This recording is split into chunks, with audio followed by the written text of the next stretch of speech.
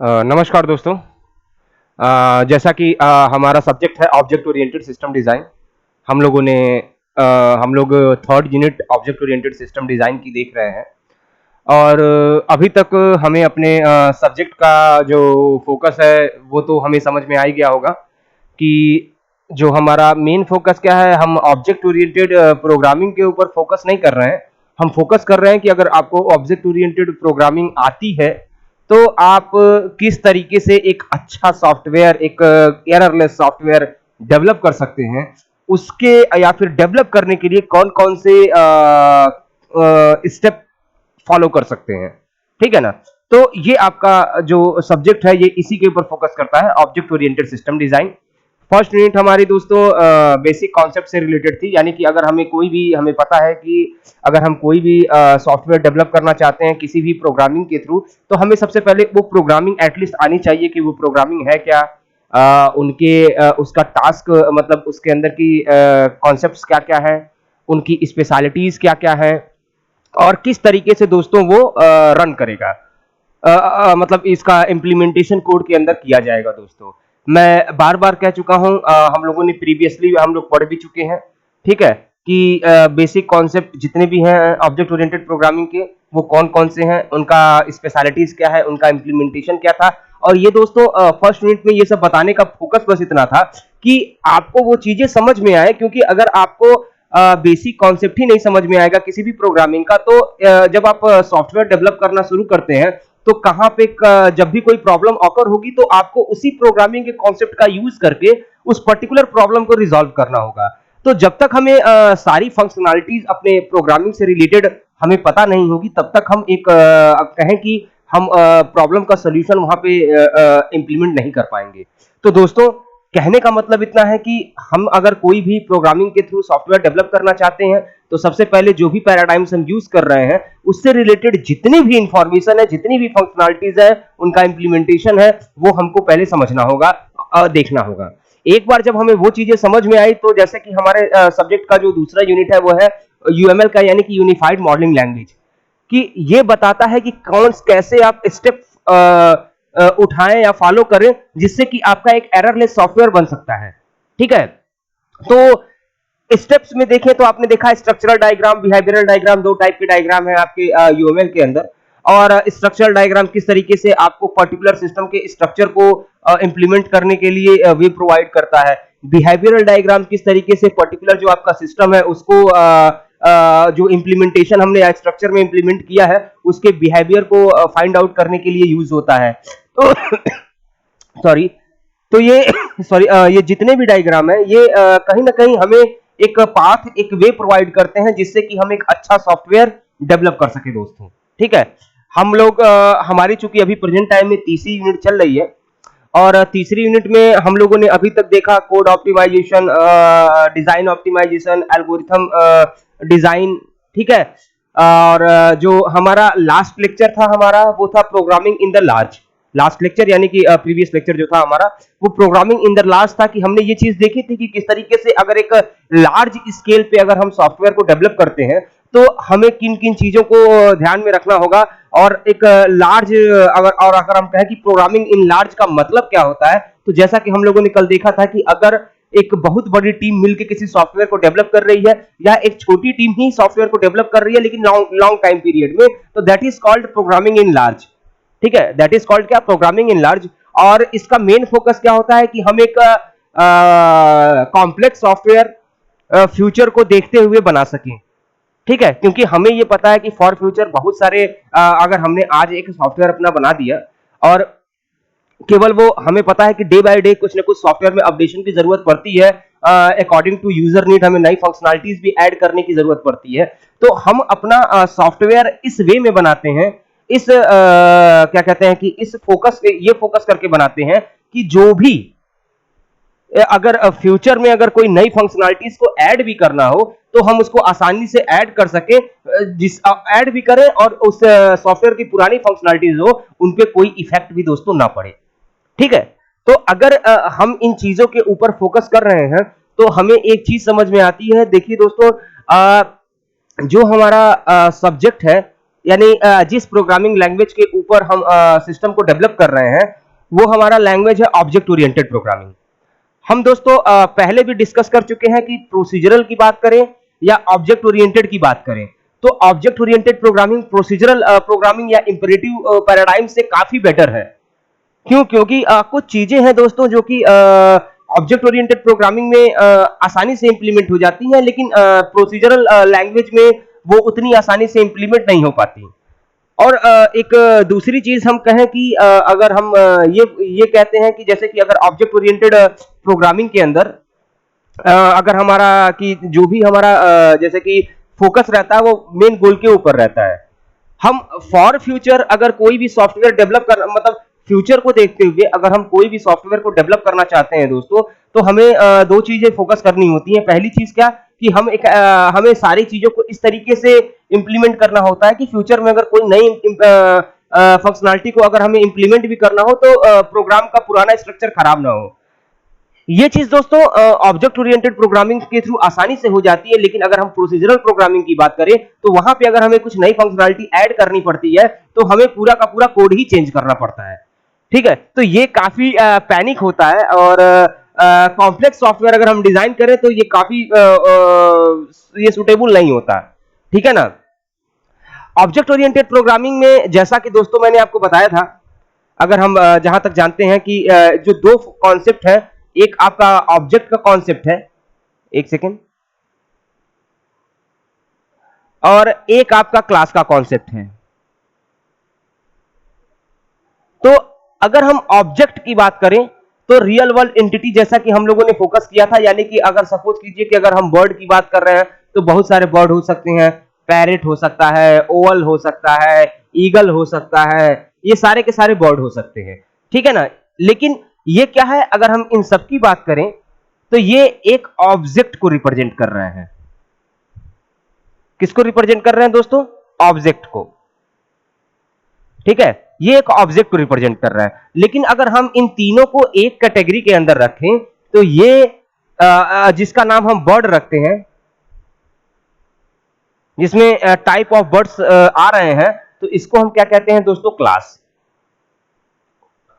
तो जब भी दोस्तों अगर मान लीजिए आज हमें बैरेट बर्ड नाम का हमने क्लास बनाया जिसमें इतने सारे जैसे एक सेकेंड, हमने बर्ड नाम का क्लास बनाया और उस बर्ड नाम के क्लास में इतने सारे हमने क्या डाले, मतलब कि ऑब्जेक्ट्स डाल दिए। ठीक है ना, और इस पे काम चल रहा है। ठीक है, लेकिन अगर आगे चल के फॉर फ्यूचर हमें किसी और ऑब्जेक्ट को इंप्लीमेंट करने की जरूरत पड़ती है, जैसा कि अगर हम देखें तो सपोज कीजिए हम यहाँ नीचे लिख रहे हैं, हमें कोई नए की जरूरत पड़ रही है, तो सपोज कीजिए एनिमल। एनिमल में क्या हो गया? आपका डॉग हो सकता है, आपका एलिफेंट हो सकता है, आपका लॉयन हो सकता है। तो अगर हम अब यहां देखें तो ये तीनों भी क्या है? ये तीनों भी है आपके क्या? एक ऑब्जेक्ट। ऑब्जेक्ट। ठीक है ना। और अगर हम इसकी बात करें तो ये क्या हो जाएगा? इस एक क्लास।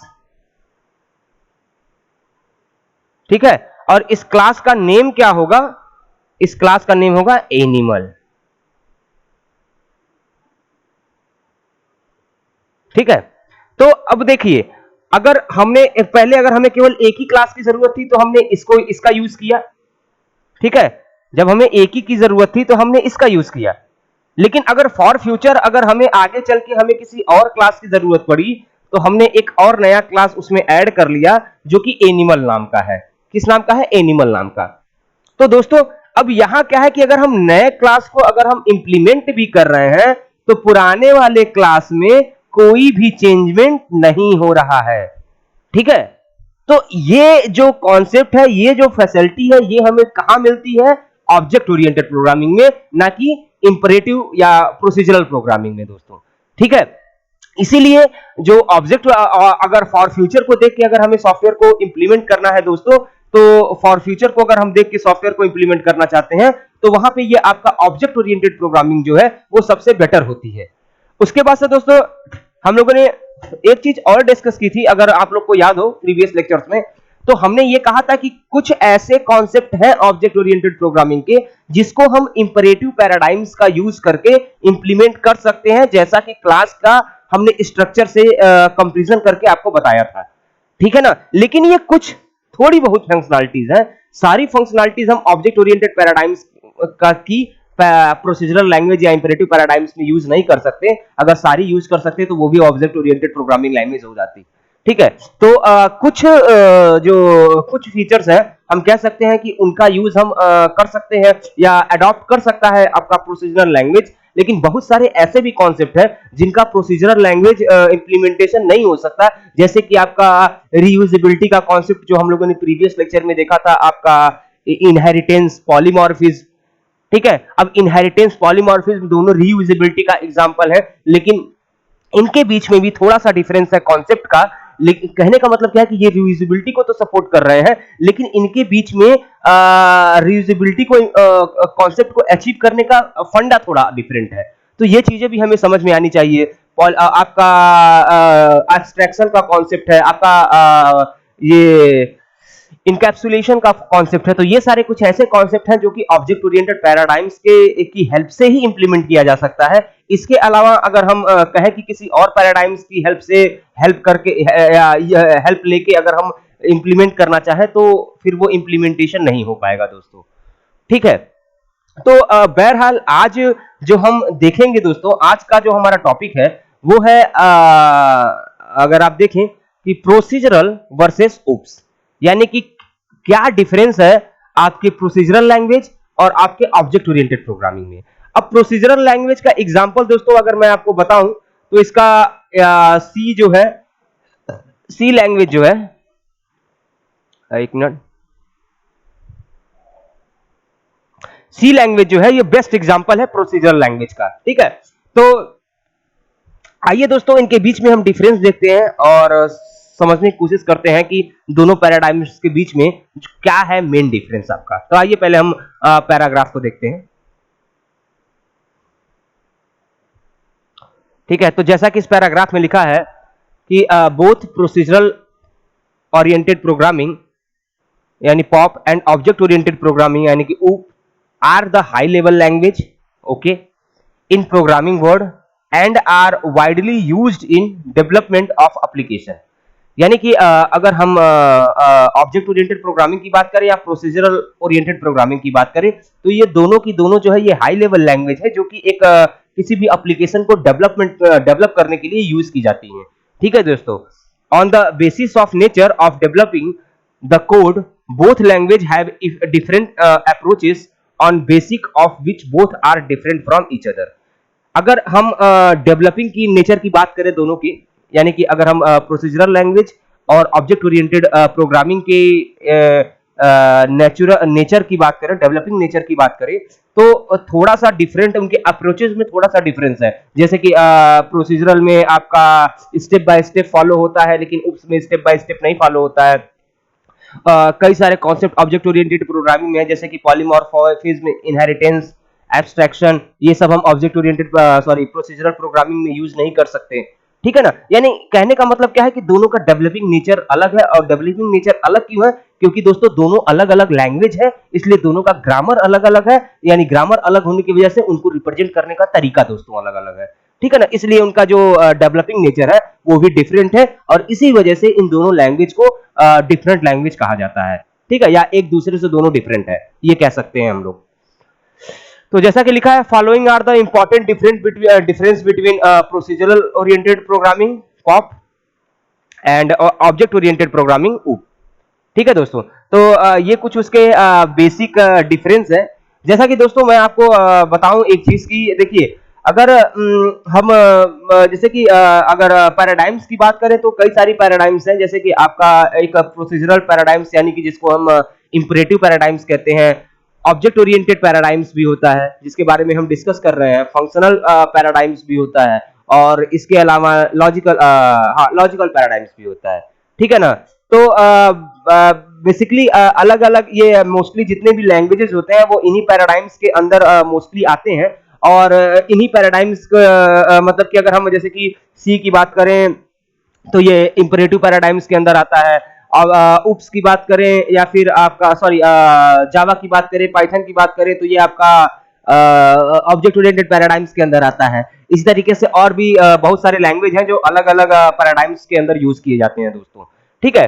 तो अगर हमें देखना है तो आइए हम सबसे पहले आज का जो हमारा टॉपिक है हम डिफरेंस देखते हैं कि प्रोसीजरल लैंग्वेज और ऑब्जेक्ट ओरिएंटेड प्रोग्रामिंग के बीच में दोस्तों हमारा जो मेन डिफरेंस है वो है क्या। तो सबसे पहले हम सबसे जो जैसे कि देख रहे हैं यहाँ ऊपर ये सारी चीजें लिखी हुई हैं जो कि अच्छे से हमें समझाएंगे कि किस तरीके से दोनों लैंग्वेज में क्या डिफरेंस है। तो सबसे पहला पॉइंट है दोस्तों वो है आपका डिफिनीशन का, ठीक है ना। तो अगर हम डिफिनीशन को देखें तो जैसा कि देखिए यहाँ पे लिखा हुआ है, पहले हम उप्स के डिफिनीशन को देखते हैं और फिर हम प्रोसीजरल ओरिएंटेड प्रोग्रामिंग के डिफिनीशन को देखते हैं। तो जैसा कि उप्स के डिफिनीशन में लिखा हुआ है आप देखेंगे कि object oriented programming is a programming language that uses classes and objects to create model based on the real world environment.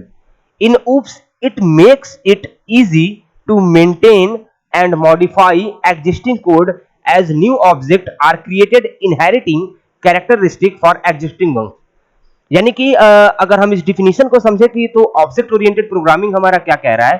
Object oriented programming हमें ये बता रहा है कि जो ये ऑब्जेक्ट ओरिएंटेड प्रोग्रामिंग का जो मेन कॉन्सेप्ट है वो ऑब्जेक्ट्स और क्लास के ऊपर डिपेंड करता है, ठीक है ना, जो कि एक रियल वर्ल्ड एंटिटी से या इन्वायरमेंट से रिलेट करते हैं। इनको इस ऑब्जेक्ट ओरिएंटेड प्रोग्रामिंग की जो खासियत होती है वो क्या होती है कि इनका मेंटेनेंस इजी होता है और फॉर फ्यूचर अगर हमें कुछ भी इसमें मॉडिफाई करना हो तो वो हम इजीली मॉडिफाई कर सकते हैं नए क्लास ऑब्जेक्ट को ऐड करके, ठीक है दोस्तों।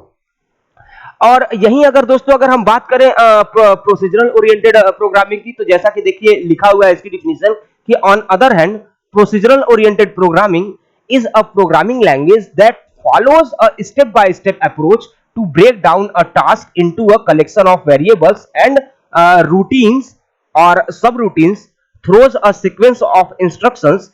Each step is carried out in order in a semantic manner so that a computer can understand what to do.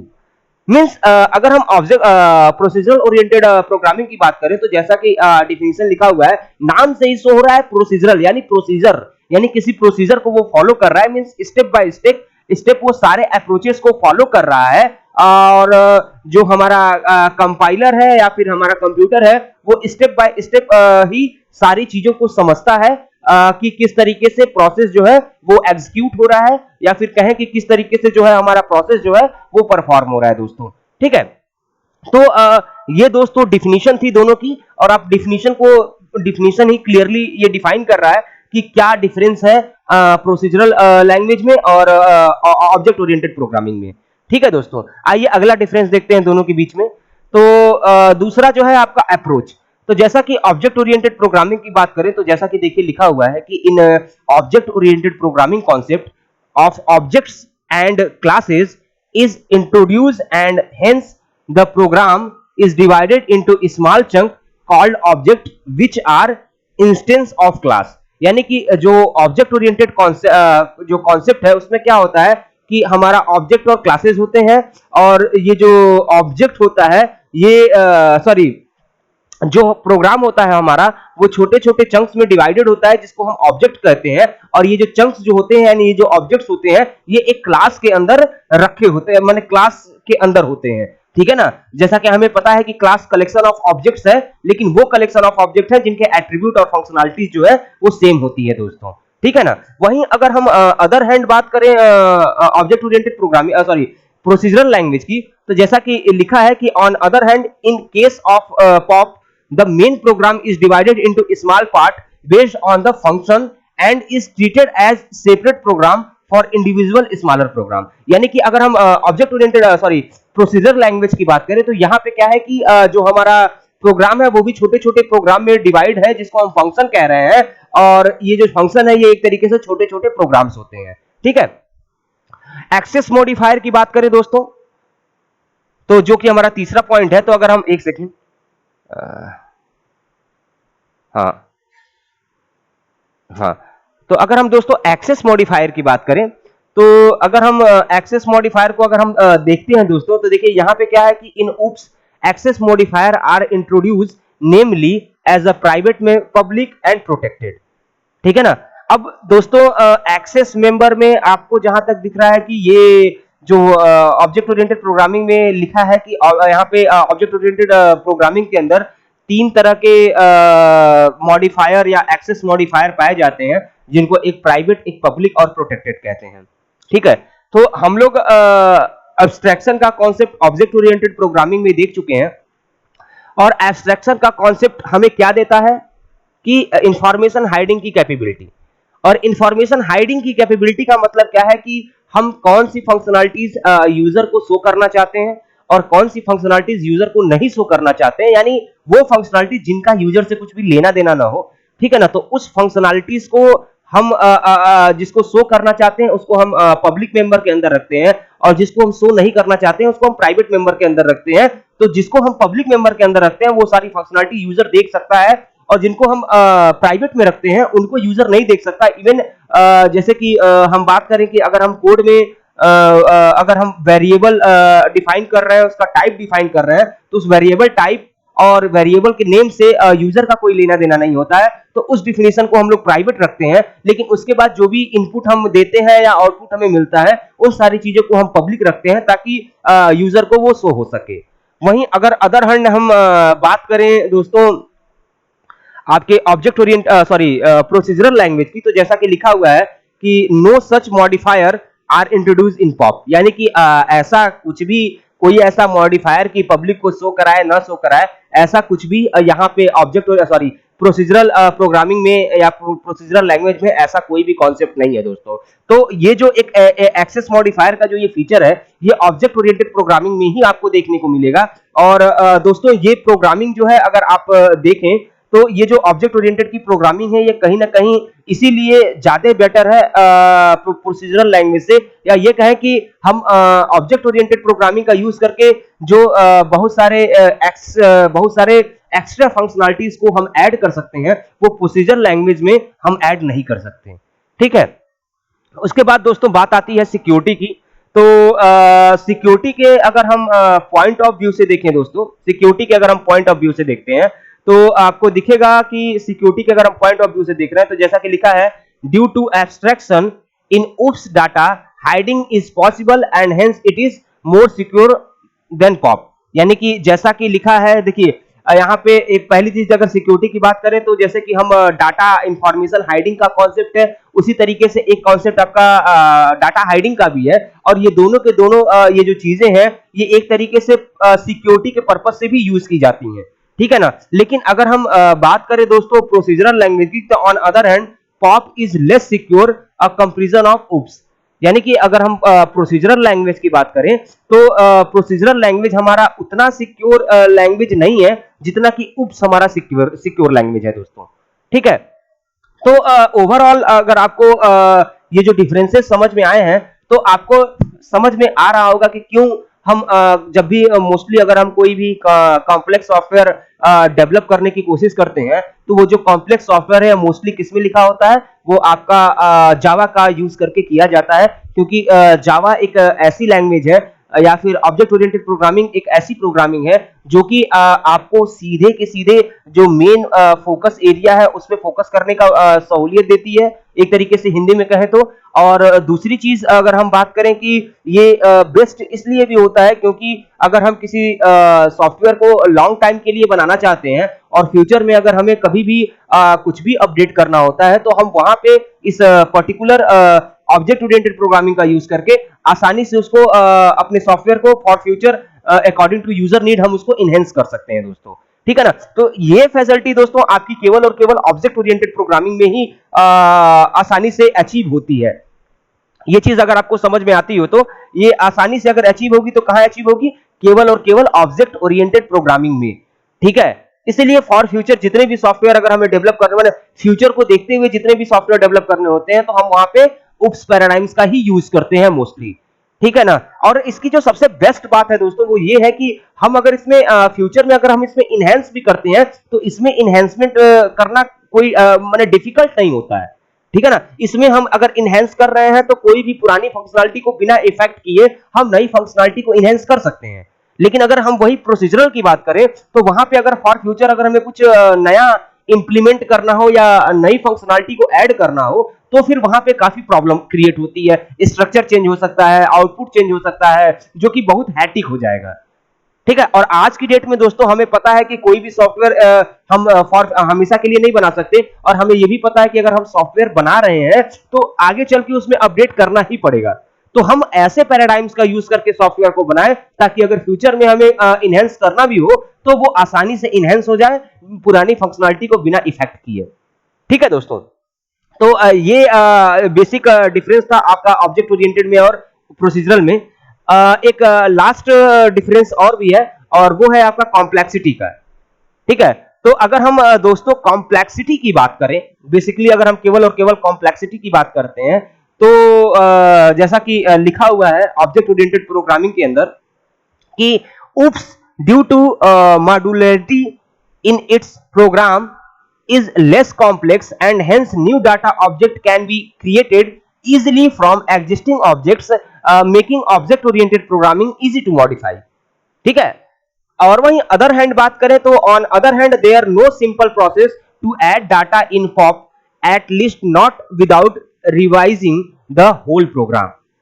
तो जैसा कि दोस्तों मैंने अभी आपको बताया, जो डिस्कस किया कि ये पॉइंट उसी को डिफाइन कर रहा है कि यहाँ पे क्या है कि सपोज कीजिए अगर हमने एक बर्ड नाम का क्लास बनाया, सपोज कीजिए, ठीक है ना, और उसमें हमने इस बर्ड नाम के क्लास के अंदर हमने बहुत सारे ऑब्जेक्ट रख दिए, जैसे कि हमने रखा पैरेट, हमने रखा ओयल, ठीक है ना, हमने रखा ये दो ऑब्जेक्ट रख दिए, ठीक है ना। और यही अगर हम प्रोसीजरल लैंग्वेज बनाते हैं और यहाँ पे अगर हमने कोई प्रोग्राम लिखा, सपोज करो कि इंट मेन,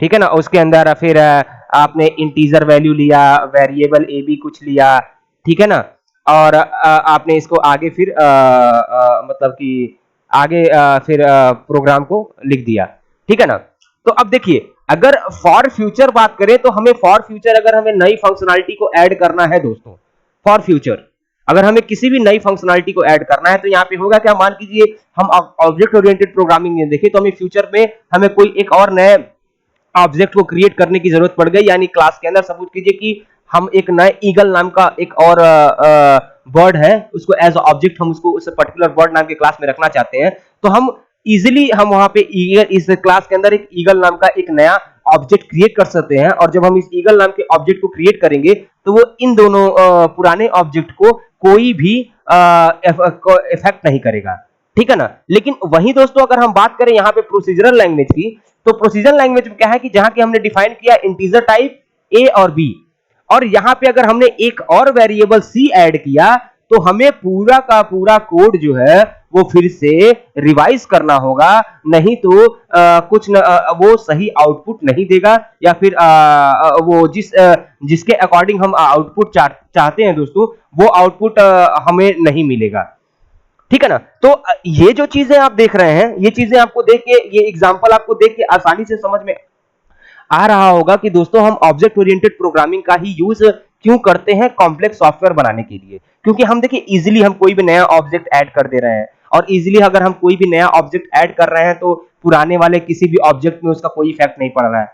अगर हमें यूज करना है उस नए ऑब्जेक्ट का तो हम नए नए फंक्शनलिटी के थ्रू उसका यूज कर सकते हैं। लेकिन आप अदर हैंड जैसा कि आपने यहाँ पे देखा क्या कहते हैं कि प्रोसीजरल लैंग्वेज में कि अगर हमने इंटीजर टाइप डिफाइन किया और उसमें दो वेरिएबल लिया, और दो वेरिएबल के बाद पता चल रहा है कि आगे चल के फ्यूचर में हमें किसी और एक फंक्शनलिटी की यूज करने की जरूरत पड़ रही है जिसके लिए हमें एक दो वेरिएबल और ऐड कराना है, तो उस एक दो वेरिएबल को ऐड कराने के चक्कर में हमें पूरे के पूरे प्रोग्राम के स्ट्रक्चर को ही चेंज करना पड़ेगा, जो कि काफी हैट्रिक हो जाएगा दोस्तों। ठीक है, क्या होगा, काफी हैट्रिक हो जाएगा। तो अगर हम ऑब्जेक्ट ओरिएंटेड प्रोग्रामिंग की बात करें दोस्तों, तो जैसा कि आपने अभी देखा ये सारे डिफरेंस, तो ये जो अगर आपने डिफरेंसेस अगर आपने को समझ में आए हो कि ऑब्जेक्ट ओरिएंटेड प्रोग्रामिंग और प्रोसीजरल ओरिएंटेड प्रोग्रामिंग के बीच में डिफरेंस अगर आपको समझ में आया हो, तो ये आप आसानी से आइडिया लगा सकते हैं कि हमें अगर कॉम्प्लेक्स सॉफ्टवेयर डेवलप करना है तो हमें किस टाइप के पैराडाइम्स की जरूरत होगी दोस्तों।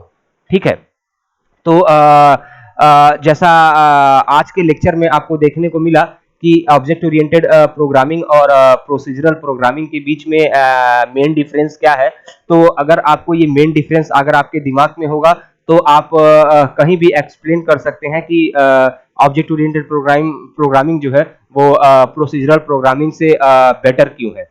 ठीक है दोस्तों, तो बस आज के लिए इतना ही।